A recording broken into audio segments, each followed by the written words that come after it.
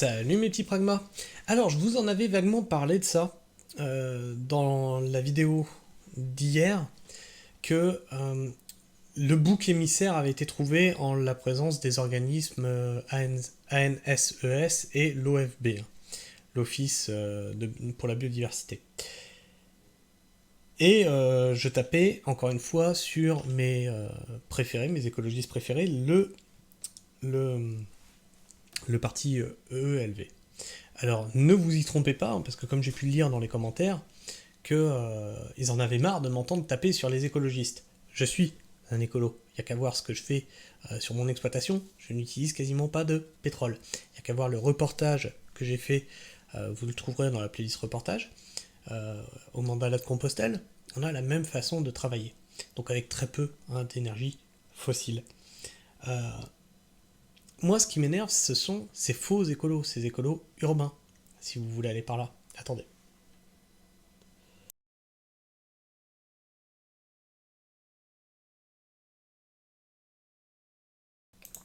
Ah, j'avais un truc qui me chatouillait le nez, sinon je vous aurais explosé les oreilles. C'est ces écolos urbains, moi, qui m'énervent. C'est pas vous qui êtes à la campagne, qui êtes les plus écologistes, selon moi. C'est pas vous. C'est ce parti politique qui n'a rien d'écologiste. Croyez-moi, ils ont rien d'écolo. Pourquoi vous croyez qu'ils sont détestés dans les campagnes? Ils sont pas écolos. Par contre, je défends effectivement ça, ces organismes-là qui sont censés justement être un, un organisme de contrôle justement de biodiversité. Et donc on va voir comment ils se sont servis, en fait vous avez vu que dans cette révolte agricole, médiatiquement, on a opposé les agriculteurs aux écologistes. Et quand je parle des écologistes, je parle du parti écologiste.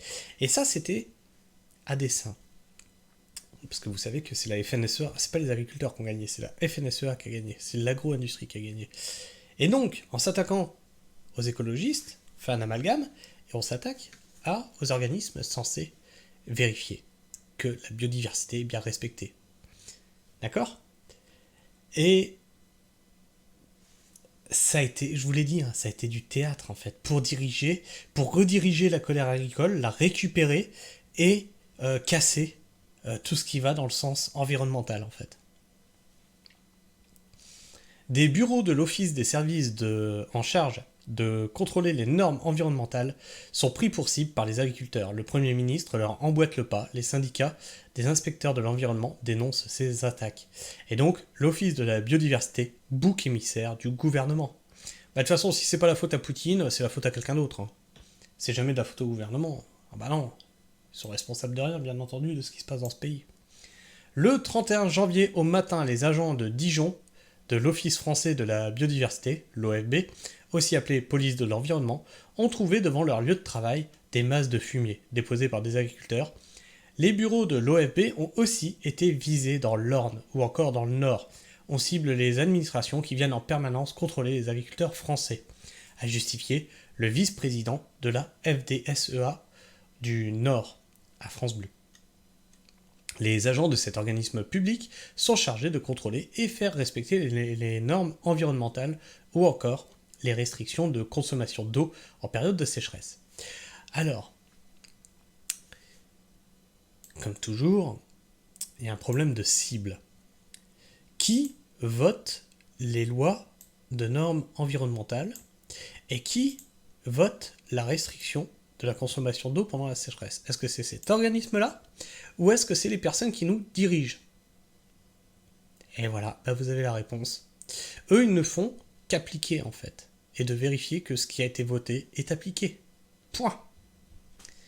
Les inspecteurs et inspectrices de l'environnement peuvent contrôler des exploitations agricoles, mais aussi des industries. Mais aussi des industries. Vous voyez à qui ça va servir ça? Ils et elles ont aussi des missions de connaissance des écosystèmes et d'inventaire des espèces, ou encore de mise en œuvre de projets de protection de l'environnement avec des collectivités. Et je vous rappelle que dans le projet de la FNSEA, ce qui était demandé au gouvernement, ce qui n'a pas été demandé par les agriculteurs, c'était de pouvoir dégager les zones humides et de pouvoir cultiver dessus. Zone de biodiversité s'il en est. Ils sont devenus des ennemis désignés, notamment de la FNSEA. Dans le vaste mouvement de protestation du monde agricole, d'autres agents de l'État en charge des normes environnementales sont également visés. Ainsi, à Carcassonne, le 18 janvier, le bâtiment de la Direction régionale de l'environnement, de l'aménagement du logement, la DRIL, de l'Aude a été soufflé par une explosion. 2 tags d'un comité d'action viticole ont été retrouvés sur place. Des missions qui visent à rendre l'agriculture plus durable. La semaine dernière, le Premier ministre Gabriel Attal s'en est lui aussi pris à l'OFB. Facile, il avait un bouc émissaire tout trouvé. Lors de ses premières annonces au monde agricole, il a promis de faire passer l'OFB sous la tutelle des préfets. Ce qui est déjà le cas en fait. En fait, toutes les promesses qu'ils ont faites, c'est ce qui est factuellement déjà en place. C'est un truc de fou. Afin de faire baisser la pression des contrôles. Mais ils sont déjà sous vos ordres. C'est vous qui votez les trucs, putain. Il a même laissé la porte ouverte à la revendication de la FNSEA de désarmer cette police de l'environnement. Alors, je sais que ça a été demandé par pas mal d'agriculteurs que les agents de l'OFB soient désarmés. Je sais pas pourquoi ils sont armés. Je sais pas. Aucune espèce d'idée. Est-ce qu'ils ont déjà été agressés? Je ne sais pas. Je suis pas instruit sur le dossier, donc je sais pas. Faut-il venir armé pour contrôler une haie? A interrogé le Premier ministre. Les agents de l'OFB se font pourtant parfois eux-mêmes recevoir avec des fusils. Bon ben voilà, on a la réponse dans l'article. Mais forcément, si vous les recevez avec le fusil... Mais les gars... Comme confié l'un d'entre eux à Basta. Certes, le ministre a également rappelé que l'OFB, ce sont aussi des femmes et des hommes qui s'engagent pour leur pays, souvent dans des conditions difficiles. Mais ces annonces de Gabriel Attal passent mal auprès des syndicats de l'Office de la biodiversité. Notre établissement a été bousculé jusque dans ses fondements, non pas par les actions des agriculteurs ou les revendications de la FNSEA, mais par les mots d'un Premier ministre qui a gravement remis en cause la légitimité de nos missions et nié l'importance des sujets environnementaux, a réagi la section CGT de l'OFB le 30 janvier. On a un pouvoir, le gouvernement, quand je vous parle du pouvoir, qui s'est attaqué à détruire la France, qui y arrive, très bien, il détruit ce pays, et maintenant, non content de ça, il s'attaque à détruire l'environnement.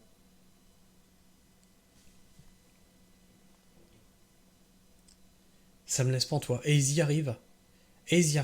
Avec la collusion de la FNSEA qui reprend la colère des agriculteurs, mais ne demande pas ce que les agriculteurs demandent, mais s'en sert pour attaquer l'environnement. Ça me rend fou. Ça me rend fou. Et après, parce que je suis pas d'accord avec tous ceux qui font de l'agribashing. Parce que les agriculteurs, ils sont pour rien. Mais quand, médiatiquement, vous voyez ça, vous voyez que la FNSEA, représentant des agriculteurs, fait ça, demande ça, bah oui que ça attise les conflits. Mais croyez-moi, l'agriculteur qui est dans son champ, il y est pour rien, lui. Il essaye de faire au mieux. Allez taper à la FNSEA, allez taper à Avril, si vous voulez faire de l'agribashing. Tapez sur l'écologie, un défouloir. Le gouvernement actuel a sciemment occulté que les missions menées par l'OFB dans le domaine agricole lui sont confiées par la loi. Non mais ça, il faut pas sortir de Saint-Cyr pour le comprendre. Vous ne faites qu'appliquer la loi, les gars. Et vise à rendre l'agriculture plus durable. Le gouvernement a utilisé notre établissement comme bouc émissaire, plutôt que de reconnaître de sa part de responsabilité dans la situation de détresse morale et économique où se trouvent de nombreux agriculteurs, poursuit le syndicat dans un communiqué.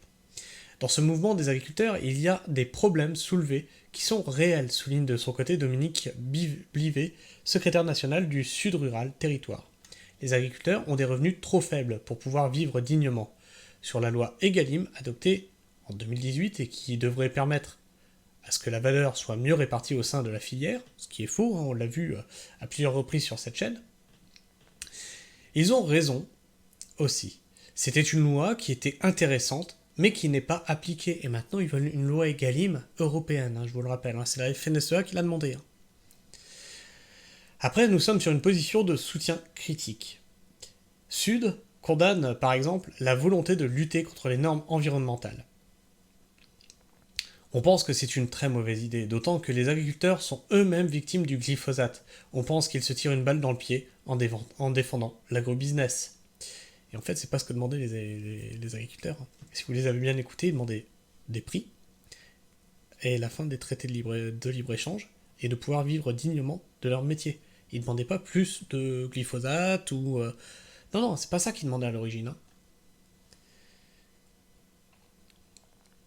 Dans cette situation, les annonces du gouvernement visant l'OFB sont pour le syndicat... attendez, non, j'ai sauté des phrases là.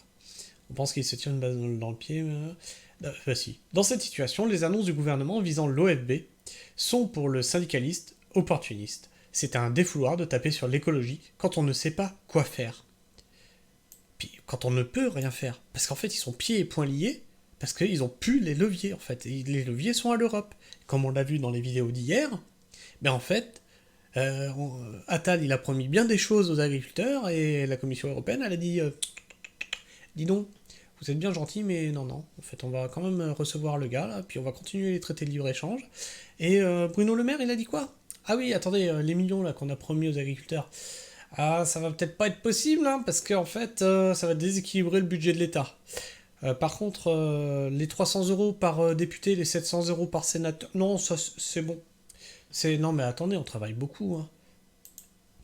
C'est une manière de ne pas pointer le besoin d'un vrai changement de politique. Ce qui nous rebute aussi, c'est la violence avec laquelle ont été réprimés pendant le mouvement sur les retraites. Et là, on est sur des violences d'un autre calibre, qui se passent en toute impunité. Des contrôles de... Mais non, en fait, c'est que t'as pas compris. C'était une pièce de théâtre, en fait. C'était une pièce de théâtre. En fait, si t'as pas compris pourquoi c'était en toute impunité, viens voir ma chaîne, j'ai traité tout le sujet depuis de A à Z. Tu regardes toutes les vidéos sur l'agriculture et la FNSEA, tu vas comprendre. Des contrôles de l'OFB, il y en a de toute façon pas beaucoup, souligne encore Dominique Glivet. Alors ça c'est vrai. Alors pour avoir eu à contacter la direction départementale de la protection de l'environnement et des populations, pour des renseignements, en fait, je posais des questions par rapport à la loi, et le gars il m'a dit, de toute façon, vous emmerdez pas trop avec ça, on se déplacera pas. Ils sont pas assez nombreux. Donc en fait c'était sur un petit une petite merde là, une petite quenouille par rapport à un élevage que je n'ai pas fait finalement, je l'ai pas fait cet élevage là, mais pour le faire bien comme il faut, je voulais être sûr de mon coup et demander toutes les infos voilà pour le faire dans les normes à ce moment-là en tant que particulier. Et le gars m'a dit non mais vous embêtez pas avec ça, nous on viendra pas vérifier, tout ça ne marche que sur dénonciation. Et donc, même par rapport à ce que je suis expliqué, il m'avait dit même sur dénonciation, on ne va pas se déplacer pour si peu. Donc en fait, ils sont déjà pas assez nombreux pour faire les contrôles. Donc, car les inspecteurs de l'environnement sont en sous-effectif. Voilà, c'est ce que je vous disais. Tout le monde ne fait pas l'objet d'un contrôle de l'OFB tous les ans, avait lui-même précisé Gabriel Attal le 26 janvier, citant le chiffre de 3000 contrôles par an. Alors, c'est la phrase d'après, je suis en train de le voir, parce que j'allais vous dire 3000 contrôles par an sur 400 000 exploitations, faites le calcul. Faites le calcul. C'est même pas 1% des exploitations par an qui sont contrôlées. Par an pour 400 000 exploitations agricoles, il concerne donc chaque année moins de 1% des exploitations agricoles françaises. La couverture des contrôles de l'OFB est minime, confirme la CGT. Seuls 15% des contrôles effectués dans les exploitations agricoles révèlent des infractions. Donc sur ces 1%, d'exploitations qui sont contrôlées, il n'y a que 15% des contrôles, donc sur les 3000, là, qui relèvent des infractions. Donc c'est rien. Agricole révèle des infractions. Selon le syndicat, l'immense majorité des agriculteurs respectent les normes, assure la CGT. Donc en fait, vous voyez bien que c'est pas une colère des agriculteurs envers l'OFB, puisque les agriculteurs respectent déjà l'environnement. Hein, c'est vraiment une colère de l'agro-industrie, de l'agro-business, qui a été dirigé contre l'OFB. Quel intérêt ils ont à faire tomber l'OFB alors que vous voyez bien que les agriculteurs, dans la grande majorité, respectent les normes environnementales? Quel intérêt ils avaient de viser l'OFB? Réfléchissez un petit peu. Dites-moi ce que vous en pensez dans les commentaires là. De quel intérêt justement ils avaient à viser cet organisme qui est là pour vérifier que la biodiversité est bien respectée. N'hésitez pas à me partager votre avis et votre opinion. N'hésitez pas à en débattre entre vous dans le respect mutuel, bien entendu. N'hésitez pas non plus à me laisser un like si vous aimez ce que je fais, ou un dislike si vous aimez pas. N'hésitez pas aussi, si vous êtes encore là en fin de vidéo, et si c'est pas déjà fait, à vous abonner. Ça me permet d'être mieux référencé dans l'algorithme qu'est YouTube. Et à activer la petite cloche. Alors ça, c'est pas pour les algorithmes, mais c'est pour vous. C'est pour ne rater aucune de mes sorties vidéo. Sur ce, moi, je vous fais la bise. Prenez soin du sol et restez pragmatique. Ciao.